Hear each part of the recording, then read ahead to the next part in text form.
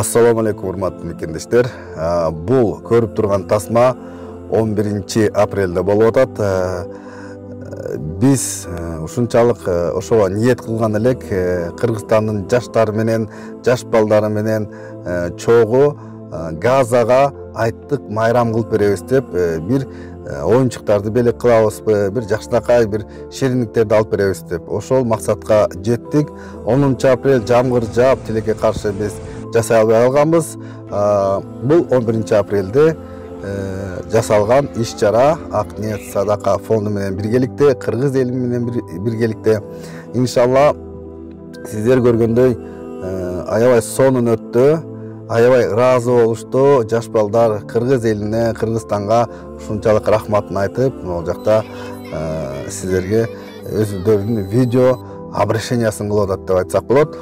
Бир туугандар эч токтобойлу. Отчет 11 апрелде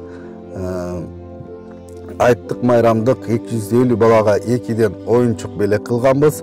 Арасында шериндиктер, конфеттер жана 250 бала үйүнө тамак ашты дагы салып алып кетишкен.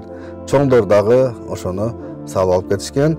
Ошентип бир жакшы маанайда 11 апрелде айттык майрам өткөрдүк деп айтсак болот. Кыргызстандык кыргыз элибиз барыңыздарга Аллах Таала ыраазы болсун. Устаздар, бир туугандар, кимде ким садака, эхсан берген болсо, Аллах Таала миллиондоп акыретте кайтып берсин. Эч качан унутпайлы, ар дайым момун мусулман бир туугандарга күйүп, анан өзүбүз садака жасап турайлы. Ак ниет садака фонд ар дайым сиздер менен биргеликте. Биздин эм банкка салып туруңуздар, бир туугандар. Ошол видео отчетту толугу менен көрүңүздөр дагы. Иншалла бөлүшүп коюңуздар. Бири-бирибиз менен бөлүшсөк, канча жардам берсек, ошончо бизге иншалла жакшы бир соопко ээ болобуз деген ишеничтер бар.